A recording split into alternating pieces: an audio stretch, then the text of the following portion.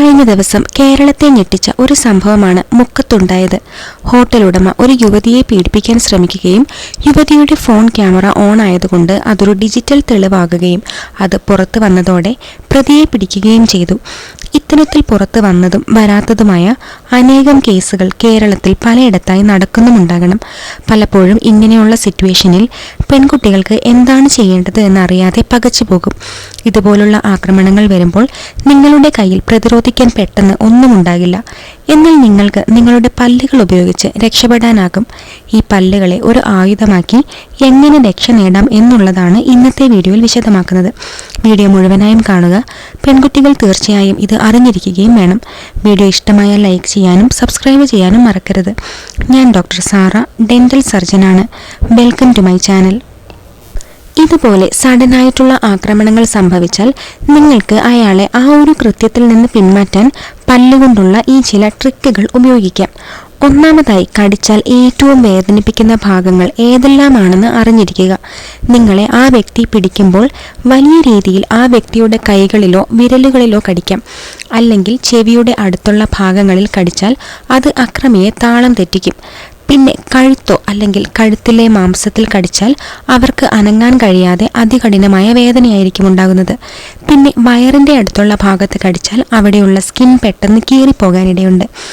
ഇവിടെയൊക്കെ കടിക്കുമ്പോൾ ഭയക്കാതെ വലിയ ശക്തിയോടെ വേണം കടിക്കാൻ. അക്രമികൾ പലപ്പോഴും ആദ്യം നിങ്ങളുടെ കൈകളോ ശരീരത്തെയോ ആണ് പിടിക്കാൻ ശ്രമിക്കുന്നത്. അപ്പോൾ ഈ മുക്കത്ത് നടന്ന സംഭവത്തിൽ ആ പെൺകുട്ടി ചെയ്തതുപോലെ വളരെ ശബ്ദത്തോടെ നിലവിളിച്ച് ശ്രദ്ധ തിരിക്കുക. എന്നിട്ട് വേഗത്തിൽ കഴുത്ത് അല്ലെങ്കിൽ കൈ അല്ലെങ്കിൽ ചെവിയിൽ കടിക്കുക. ആ കടിച്ച ഭാഗം വിട്ടുപോകാതെ കൂടുതൽ സമയം പിടിച്ചു നിൽക്കുന്നതാണ് സ്വയരക്ഷയ്ക്ക് നല്ലത്. ഇങ്ങനെ അപ്രതീക്ഷിതമായ ആക്രമണങ്ങൾ ആക്രമിക്കാൻ എത്തുന്ന ആളെ പിന്മാറാൻ നിർബന്ധിതനാക്കും. കൂടാതെ ആക്രമിക്കാൻ വരുമ്പോൾ നാവ്, ചുണ്ടുകളൊക്കെ കടിക്കാം. നാവിൽ കടിച്ചാൽ അതിൻ്റെ വേദന അത്യന്തം കൂടും. ഇത് ശബ്ദമില്ലാതെയാക്കാനും നന്നായി ബ്ലഡ് വരാനും സാധ്യതയുണ്ട്. അപ്പോൾ വേദനയോടെ അയാൾ കുറച്ചുനേരം അനങ്ങാതെ ആയിരിക്കും. അപ്പോൾ തന്നെ ഓടിപ്പോവുകയോ ആരെയെങ്കിലും വിളിക്കുകയോ ചെയ്യാം. എന്നാൽ പല്ലുകൾ കൊണ്ട് മാത്രം ചില സമയങ്ങളിൽ രക്ഷപ്പെടാൻ കഴിയണം എന്നില്ല. അതിനായി മറ്റു ചില സ്വയം രക്ഷാ മാർഗങ്ങൾ നടത്തി നോക്കണം. അതായത് കണ്ണുകൾ. ആക്രമിക്കുന്ന ആളുടെ കണ്ണുകൾ ലക്ഷ്യം വെക്കുന്നത് വളരെ വേദനയുണ്ടാക്കുന്നതാണ്. അതായത് ആ വ്യക്തിയുടെ കണ്ണിലേക്ക് നേരിട്ടോ അല്ലെങ്കിൽ ദൂരത്ത് നിന്ന് അടിക്കുക. മൂക്കിലും ശക്തമായി അടിക്കാവുന്നതാണ്. തൊണ്ട, കഴുത്ത്, പുറം ഭാഗങ്ങളിലുമൊക്കെയാണ് കഴിയുന്നത്ര ശക്തിയിൽ അടിക്കേണ്ടത്. ഓപ്പൺ പാം, അതായത് തുറന്ന കൈകൾ കൊണ്ടാണ് അടിക്കേണ്ടത്. ഫിസ്റ്റ് വെച്ച് അടിക്കാമെങ്കിലും ശരിയായ പരിശീലനമില്ലെങ്കിൽ ചിലപ്പോൾ ഇത് പരാജയപ്പെടാം. ഇതുപോലുള്ള കൃത്യമായ ഒരു പ്രതിരോധ നടപടിക്ക് ശേഷം എത്രയും വേഗം ഒഴിവാക്കാൻ ശ്രമിച്ച് സുരക്ഷിത സ്ഥലത്തേക്ക് പോകുക. വിളിക്കാൻ പറ്റുമെങ്കിൽ പോലീസും മറ്റ് സഹായം ലഭ്യമാകുന്നവരെയും വിളിക്കുക. ഇതുപോലെ പല തന്ത്രങ്ങളും ഒരുമിച്ചാണ് ഉപയോഗിക്കേണ്ടത്.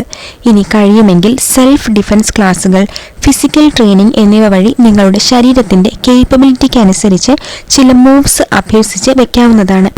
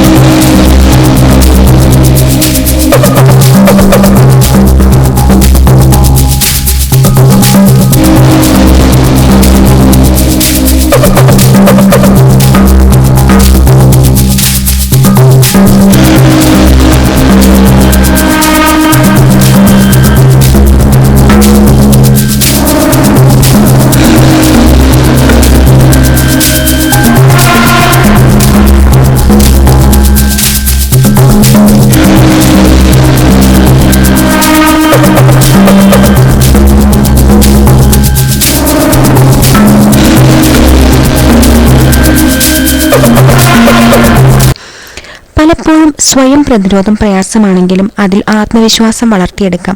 എന്നാൽ എപ്പോഴും നിങ്ങളുടെ ചുറ്റുമുള്ള സിറ്റുവേഷൻസ് നിരീക്ഷിക്കേണ്ടത് അത്യാവശ്യമാണ്. അപകടകരമായ സാഹചര്യങ്ങളിൽ പ്രത്യേകിച്ച് എപ്പോഴും ഒറ്റയ്ക്ക് പോകാതിരിക്കാൻ ശ്രമിക്കുക. സംശയാസ്പദമായ ആളുകളെ ശ്രദ്ധിച്ച് ഇങ്ങനെയുള്ള സാഹചര്യങ്ങളെ മുൻകൂട്ടി തിരിച്ചറിയാൻ നോക്കുക. സുരക്ഷിതരായിരിക്കുക, ജാഗ്രത പുലർത്തുക. ഈ മാർഗങ്ങൾ അറിഞ്ഞ് കൂടുതൽ പേർ സുരക്ഷിതരാകാൻ ഈ വീഡിയോ മറ്റുള്ളവർക്കായി ഷെയർ ചെയ്യുക.